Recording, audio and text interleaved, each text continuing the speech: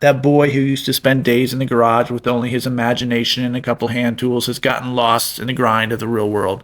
I think it's time we find him. It's my own fault. There's no one to blame but me. Thursday's build was done early, too early. So I tried for more on Sunday. Something different, not a quick rustic build that I love, something to push my mind, my growing abilities. I needed to try something new. I ended up on Google, searching different period pieces. The only one that came into my head was Art Deco, right? I mean, seriously. It's like thinking about the Stay Puft Marshmallow Man when you should be emptying your brain of everything. But at least it's from the 70s, right? Wrong. The 1920s. But they do share a couple of similarities. Bold colors and geometric shapes. I ended up on an antique site, saw this god-awful end table. It had squares, it had circles. And yeah, I had to build it. Or at least try. I don't need an end table. Actually, I do, for the bedroom. A later story, another project. But not this one. It's not really my style, but I'm intrigued by it. So maybe if we shrink it, make it half the size and call it a plant stand, or for an art piece, we can bring the art to Art Deco. And the legs? Sorry, no ZZ Top reference this time. They were solid in the photo like an X. I didn't like it. I'm going to break it up. And I think adding spaces between the thin slats will give it a more airy look, which honestly is going to play great with the plants I put on it. I was joking about putting an art piece on top. I don't have any, although I do have a banana I could tape to the top if you think that will work twice.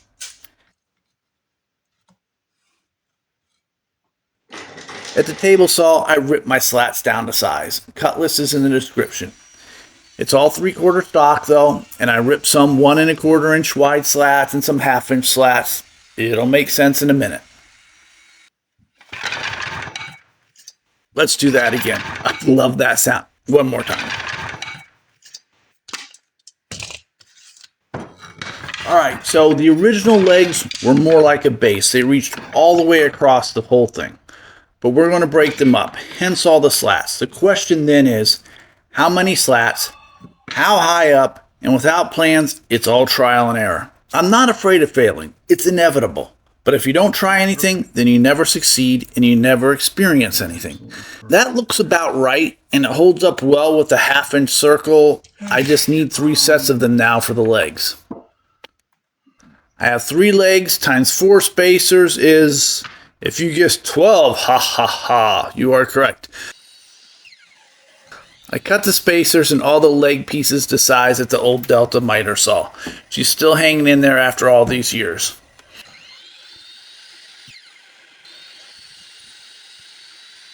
Alright, back at the bench, we mess with the layout a touch more. I just want to make sure I'm all settled in, dialed in on that final plan before we actually glue it up.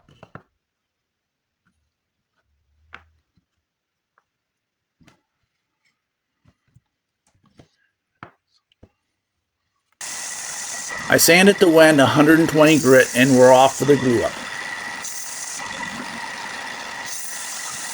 I'm rushing here, trying to get this done in the early AM so I can get 2 glue ups in one day.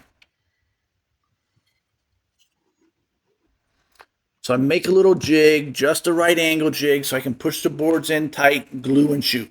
The idea is simple. Glue the spacers in, shoot them. Glue the next strip in, and shoot that in, effectively covering the nail holes of the previous board. Pretty slick, right? And the last one will be buried on the inside and no one will see. Easy peasy and wrong. I shot it all together wrong. I don't know what happened. I put the pieces in the wrong order. And the worst part, I continued to do the other 2 the exact same way. I have no camera footage of it, of course, but I was pissed. I slammed my smiley face down, and I saw red. I thought the camera was rolling. Had some great one-liners in there, along with some language I would have had to cut out, but it wasn't. I ripped the boards apart, snipped the nail heads off, and here we are. Re-glued correctly, tight bond 3, shot more nails in, clamped it for a little extra oomph, and called it a morning. In the meantime, if you like what you see, please comment and subscribe and send that dreaded algorithm chasing into the dark. Despite all the issues so far, it's coming together pretty slick. Except, well, the dimensions are way off. It's way too tall. I'll wait to the last minute to decide the final height, but it's coming down for sure. Using some press board, a Cheez-It box this time, I mocked out the center circle. And look at that height yet again. Yep, it's still too tall. I stand up my pieces and mix up some Rock Durham's hard putty. I love this stuff. It's dry, add the water, mix to your consistency and apply, then sand and finish. It doesn't go bad or dry up. I've decided to dye the base black and keep the circles just lacquer or shellac, similar to last Sunday's flipping bookend build. So I'm not worried about using this stuff. It'll be perfect.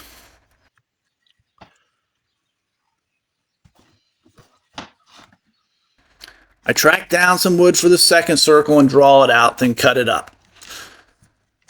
All right, the second glue up. What was I thinking? I walked the dog and tried to get the glue up in before nightfall. Patience is, one I don't have. This was always going to be the hard part. I made these two little triangle pieces to help with the glue up, but I didn't think it all the way through. Grab the, no, don't grab the nail gun, it's going up. Blow out. Seriously, I knew it was going to happen, and I did it anyways. What's that called? Stupidity? I don't know. If it wasn't dumb the first time, it was the second time I did it. And the worst part, I knew it was going to happen, and I did it anyways. Twice.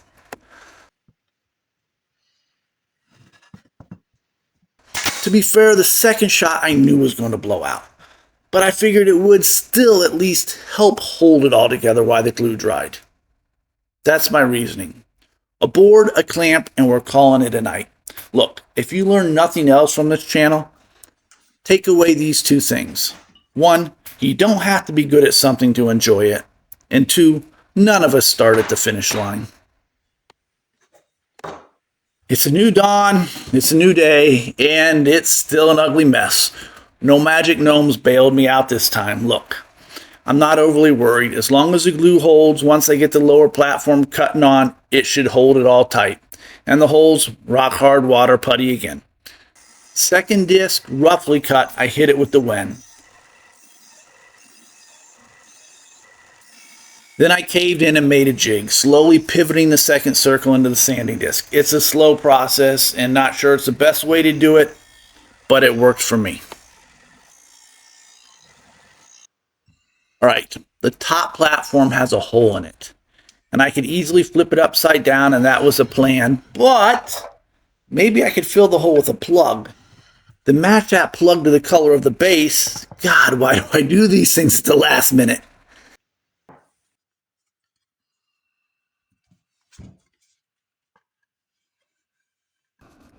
All right, so I made my plug, but of course there's a drill bit inside the plug, so now I need to make a plug for that hole. I went with glue and a golf tee and some more rock hard putty.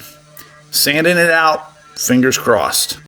All right, I bailed on the black dye and tried something new, a technique I'm working on for a later project. I took acrylic paint, yeah, dollar store kind as always, a hint of water, just a hint. It's not a dye, it's not a stain, it's a hybrid, and it removes all paint strokes. And I like it. And with the plain Jane poly on the circles, it's striking. Forest or olive green might have been a better choice for a plant stand, but I had navy, so I used it. Well, I think we pulled it off. Is it something you're going to try? Did I inspire you to try something out of your comfort zone? You should.